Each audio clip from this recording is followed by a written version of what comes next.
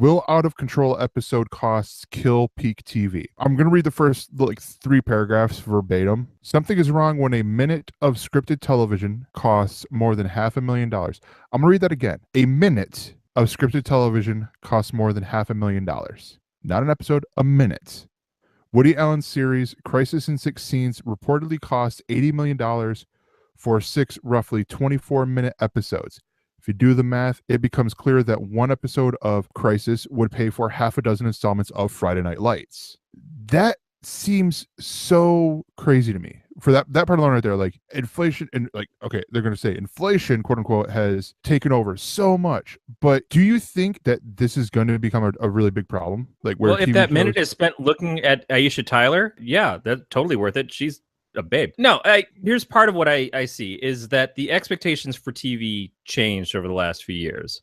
And it's weird because the broadcast networks still don't seem to be there, but it's the off broadcast networks. It's your HBOs, it's your A&Es, it's these other things. Because it used to be that if you were a movie actor, you didn't go to TV. Yeah. You were moving up into movies. You tried to get your TV show picked up enough and you get enough buzz about you so that you could go into film. That's why Topher Grace left That 70s Show. And where the fuck is Topher Grace? Probably blowing Kip Winger.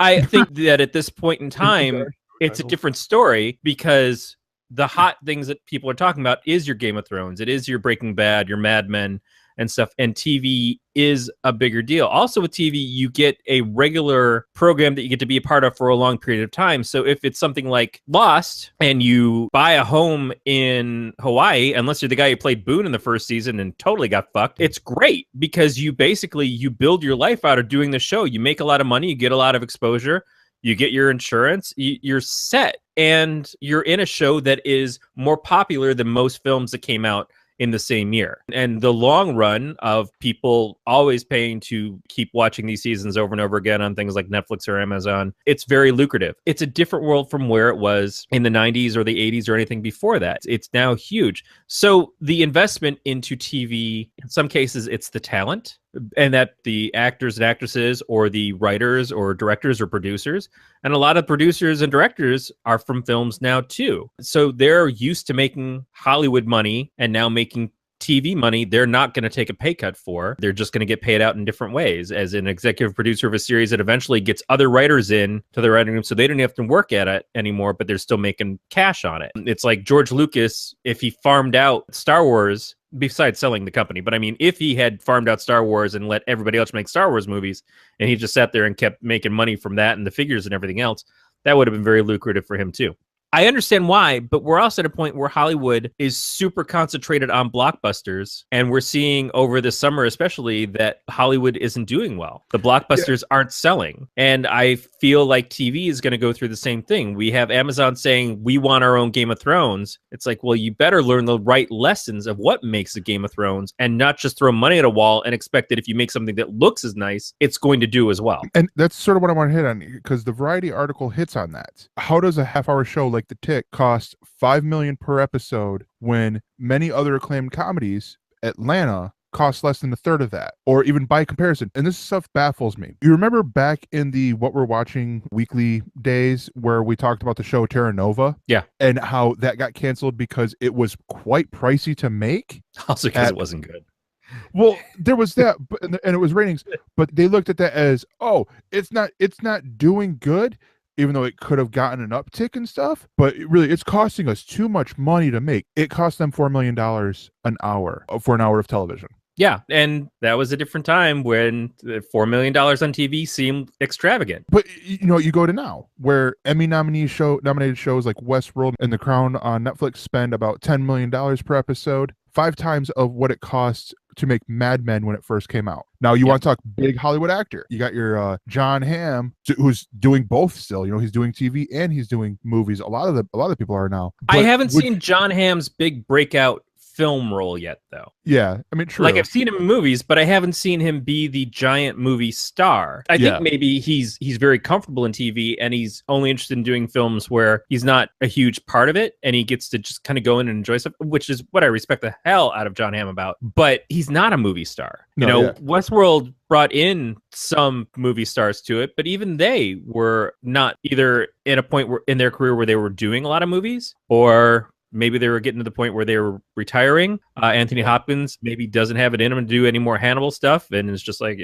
put me on the show for a little bit, and I'll just talk creepy and make you question everything about yourself. But I look at Westworld, and I see from what they did, from the expansive space that they're using for the sets, for everything, the ambience of the whole thing, I feel like it costs that money. Versus a Mad Men, the costuming and everything is all very good, but I don't see it playing at that same level. Atlanta. So, hold on. I don't think, and I haven't seen Mad Men. I also haven't seen The Crown, and I gave up on Westworld. But so you got period piece, The Crown, and Mad Men. I will tell you right now, I did I Ain't Got Time to TV of Mad Men, and that's all you ever need to know about the show. But still, I mean, so you've got look it up. But still, you've got a show that a lot of people, were like, oh yeah, this is the best thing on television, and it costs $2 million an episode. Still a period piece, still where they had, a lot of budget had to go to that. Cut to The Crown. There's something wrong. Like, money is very well being misspent in a lot of cases. And granted, it is in Netflix's and the Amazon's faults, but that's also where I am more likely to root for the underdog shows like Atlanta that can be filmed on a smaller budget but still garner all these awards. Well, that's just it.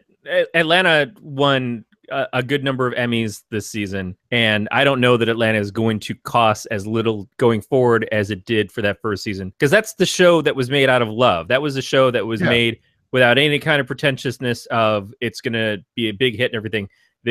We're banking on Don Glover, and we're hoping that he produces something that's going to excite his audience, and we'll see if that audience can be our audience, and that's fantastic. But I don't look at that being Atlanta's a show that needed to make $5 million an episode to be made, because not all shows do. They shouldn't. That's the other thing too, is that some shows just should be small shoestring budgets, because that gives them the magic, that gives them the feel of reality that you connect with. I don't know how much it costs to make an episode of Mr. Robot, but that first season, Mr. Robot had so much nuance and story to it, and you felt so synced into what it was doing, that if they had just had an unlimited budget, it would have made it less of that. It would have been harder to fall in love with it like it did. But I think what Amazon and Netflix are doing is different, because they're paying the big money to get people away from TV on the promise of, we're going to get the best showmakers to work with us. And it's not so much that the episodes are worth $6 million in the can every episode. It's, we're paying this up front to be the next HBO. We're paying this up front to be the next AMC or A&E or whatever, because that's how we make that happen. And eventually it'll start to even out a little bit. As Netflix cancels shows and Amazon cancels shows, which you talked about a couple weeks ago, they will bring in new shows, but it won't be as hard for them to bring in new people and say like, well, I don't really know about this Amazon thing. Is anybody even going to watch this? Are we going to have any longevity? At that point in time, they're going to say, look, we've won awards. We've had our transparent. We've had our this. So now it's more important to you to be with us than it is for us to get you. Because we have people knocking on our door. It's not the opposite way anymore. I get it. I think that the money it seems extraordinary, but TV right now is more extraordinary than it's ever been. As far as The Tick being $5 million an episode, that seems a lot. At the same time, they did really good effects on that. It was a better show from a conventional superhero show standpoint than what I expected it to be. It was also just a delight to watch, but yeah, it still seems a little high for what it was. But I feel like that's the premium for being the first ones. Like for being we're still looking for our first couple of hits. Once we've got that, now it's like, what are you bringing me? If you want 15 million for your season, what is that going to give us? Not we're just automatically going to give it to you. For more on this Galactic Network podcast, go to gncast.com. That's GNCASTS.com.